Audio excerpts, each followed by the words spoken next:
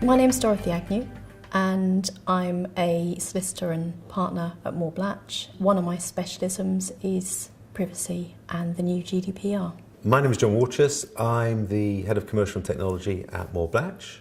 I've been working in commercial technology area for about 25 years, and it seems for the last 12 months or so I've been spending a lot of time on GDPR. GDPR is the General Data Protection Regulation, and it comes into force on the 25th of May of this year, and it's going to replace our current data protection laws and will impact on every organisation that processes personal data in Europe.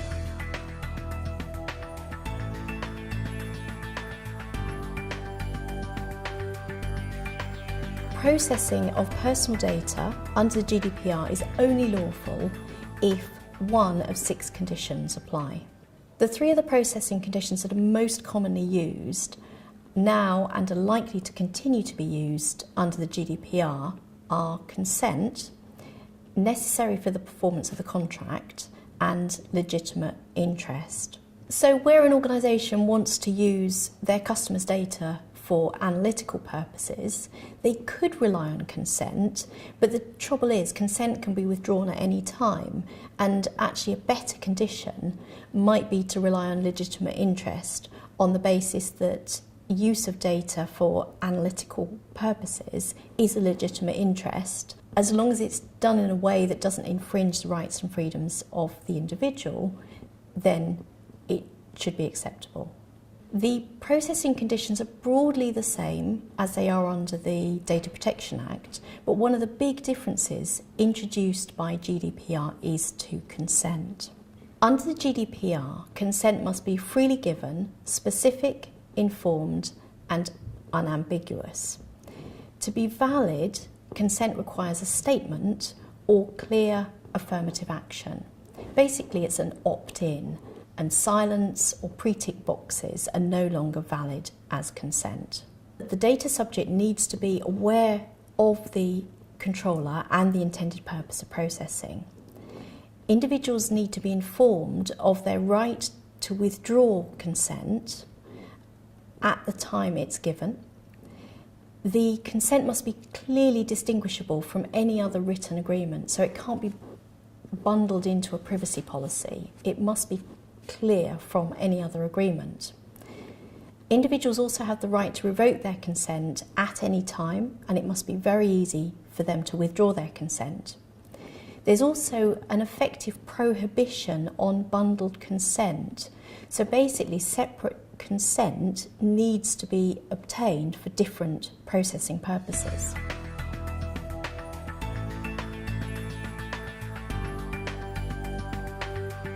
One of the areas I'd like to cover today is the new individual rights, or individual rights generally, that people will have under GDPR from May of this year.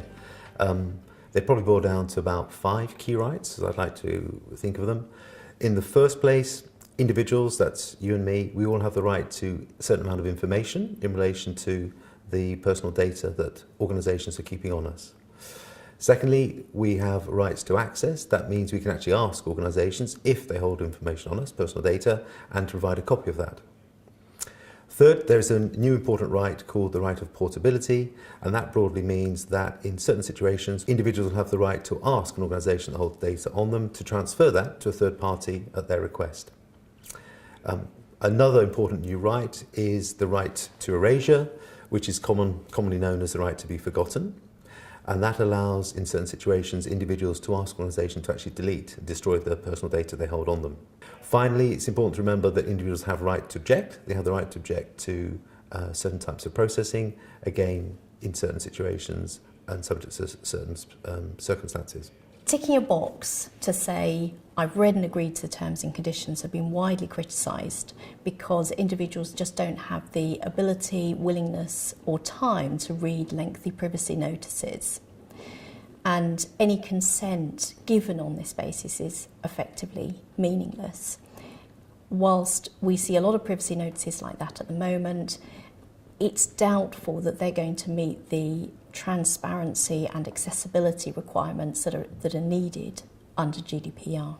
In the future, I think it's likely that we're going to see a variety of different types of notices. I suspect we'll see an increased use of videos, maybe cartoons, certainly just-in-time notifications at the time the data is being collected. And we're also likely to see an increased use of standardised icons to make it very easy for people to see quite clearly what data about them is being collected and what it's going to be used for. The next major area that individuals have by way of a right is the right to actually make a data subject access request. Data subject is the legal terminology for just a living individual, so you or me. Under the new rules, you will usually have a right to receive this information within a month of requesting it. And one change from the current position is that organisations can't now charge you a nominal fee for that. In the first instance, it has to be free. If you have follow-up requests, there is provision for an admin charge, but now information should be provided free and it's within 1 month. That's the normal rule. The information needs to be provided in the same format that you request it, and increasingly that's going to be by way of email, so there is quite a chance that some organisations will need to convert existing personal data from paper records into some electronic file and then send it to an individual. That could of course have time implications, hassle implications and cost implications too. So that's a potential headache that people have. Under GDPR, there is an important new individual right called the right to portability. That right allows individuals, once GDPR is in place, to actually ask an organisation holding data on it to transfer that personal data to a third party at the individual's request. It's an important new right. It doesn't arise in every situation though, so it doesn't mean that an individual has the right to request all personal data to be sent to a third party. It only arises where the individual himself or herself has provided data to an organisation, where the data is processed automatically, i.e. it's electronic data and it wouldn't apply to paper records, and the processing of that personal data is justified on the grounds of consent, so the individual's consented to that being used, or the personal data is being used to fulfil a contract, which is another separate grounds for use of the data. So the right arises, but not in relation to all personal data. The right to erasure, or as more commonly known, the right to be forgotten, has arisen, well, historically it's arisen in news media circles where people have actually tried to have unflattering, embarrassing stories suppressed after a number of years. In most day-to-day business contexts though, the right to erasure is only going to arise where an individual can show that the personal data that you hold in relation to him or her is in some way either unlawful or is no longer needed for the purpose for which it was originally obtained, which amounts effectively to being unlawful, because that's one of the rules underlying data protection, which is you should only keep data for the shortest possible time. So this is an important right potentially, and it does allow an individual to have that data deleted. They would need, first of all though, to show that there is a ground that in some way that data is not being held with legal justification, or it's in breach of one of the various data protection rules. It's, I suppose, bad enough for an organisation that they may need to check their records and actually go through and delete personal data if an individual can show all that. So it's important to bear in mind that it's not an absolute right, and there are some defences to this.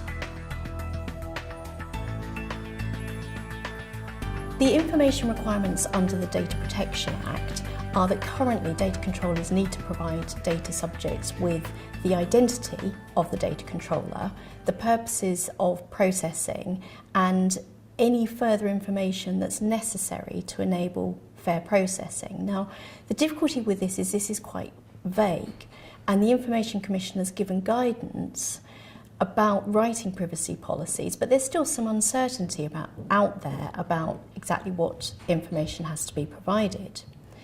So the GDPR changes things, and the new requirements are much more prescriptive. So they list exactly what has to be provided, and they also reflect the new principle of transparency and place an emphasis on making privacy policies understandable and accessible. The information that has to be provided under the GDPR in information notices is much more prescriptive. It includes some of the information that had to be provided under the Data Protection Act, but there's much more. So, for example, if a data protection officer has been appointed, the contact details for the data protection officer have to be provided. Also, the legal basis for processing data has to be included, and where the organisation is relying on legitimate interest for processing the data, then that legitimate interest needs to be stated. Likewise, where the controller is relying on the individual's consent to processing, then the fact that the organisation is relying on consent and the individual's right to withdraw consent has to be stated.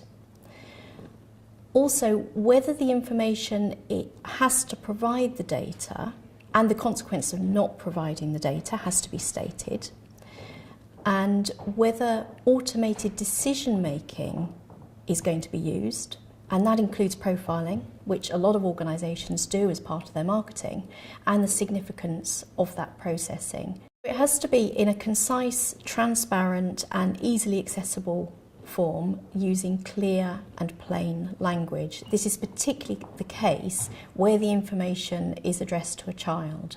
Where the information notice is being given to a child, it must be addressed in a way that the child can understand. The information must be provided in writing or by some other electronic means.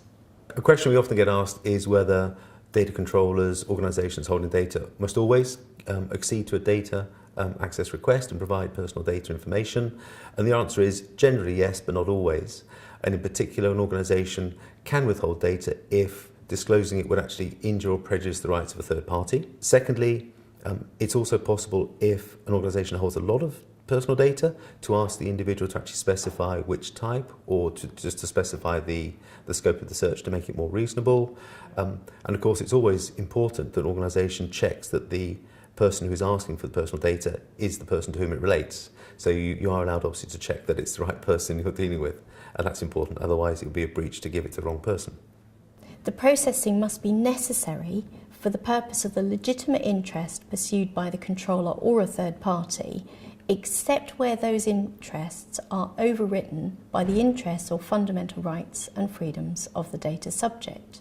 Having established the legitimate interest of the data controller then needs to balance that with the rights and freedoms of the data subject. An organisation can't make consent a condition of the contract if it's not necessary for the contract, and any consent that's obtained in this way won't be valid. So where employers require their employees to consent to monitoring at work, it could be the use of CTV, it could be use of monitoring of emails. This is unlikely to be validly obtained because the employees rely on the company for their livelihood, and they may feel compelled to consent because they don't want to risk their job or perceived as being difficult or having something to hide. In that kind of situation, it's better for the employer to rely on some other condition than consent. One of the important things to bear in mind in relation to the right to erasure and its potential admin headache for organisations is that once you've received a request to delete data, even before you've considered it and come to a decision, you're under an obligation, if you've made that data public to other parties, to notify the third parties to whom you've provided that data that there is this request outstanding about erasure. So that's an obligation on you to take reasonable steps to inform other parties. If after the consideration of the request you decide to delete data, there again is an obligation on you to inform all other third parties to whom the data has been transmitted to inform them of that, and potentially they may have to delete the data too. That's potentially quite an onerous task, and in an online world that could almost actually be impossible as well. So there are some defences written into the right to erasure whereby if it's either impossible to notify all these third parties of the request or the actual decision to delete data, or it would involve a disproportionate effort to do so, you are not obliged to actually try to notify all these third parties. So at least saving some of the time and effort that would otherwise be needed.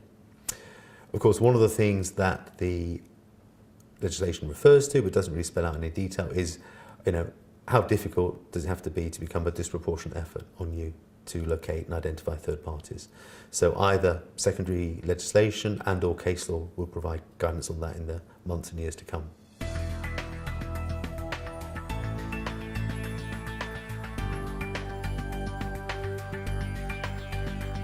In relation to data breaches, At the moment, before GDPR, there is no general obligation under UK law or EU law to actually notify the Information Commission Office if there's been a breach of data. After GDPR comes into force, there will be a general obligation to notify the ICO if there's been a data breach.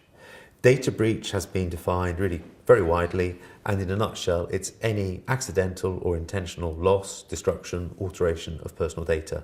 So it's defined very widely indeed, and so will capture most mishaps in relation to personal data.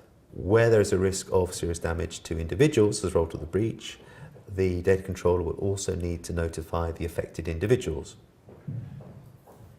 In addition, as by way of background, general background to this area, data controllers now need to keep an internal breach register, so collating all the data on the breaches they have.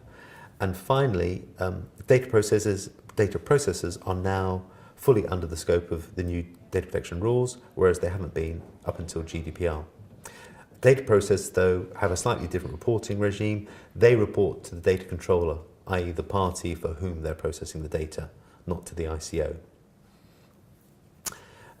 Further detail in relation to the breach notifications, it's quite tough, and the rules say that in the first instance, organisations should be reporting breaches that qualify for notification within 72 hours of becoming aware of the breach. And although the legislation lays out a specified number of matters, information that needs to go into the breach report, it basically covers common sense matters. So when was the breach, when did it happen, the gravity of it, what type of personal data is affected, who is the affected class of individuals affected, what steps, if any, has the organisation taken to try to repair the damage or mitigate any loss.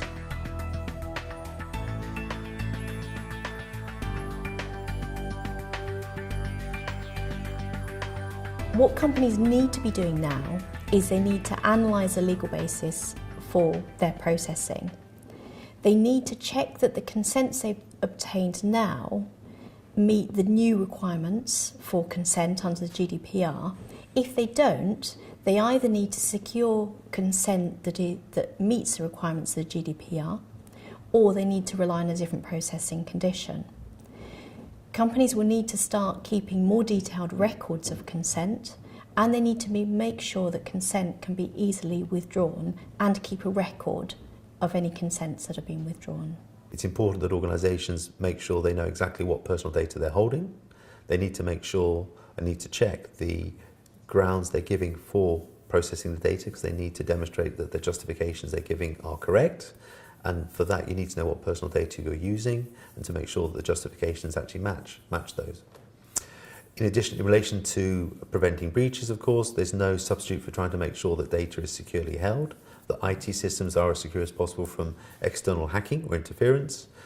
And at the same time, given that there can be mitigating effects in terms of the level of fine you might suffer otherwise, even if data is lost, if simple precautions such as encryption of data are taken and limiting the internal access to personal data, organisations will be going a fair way in trying to minimise the potential damage or fines they may get as a result of data breaches.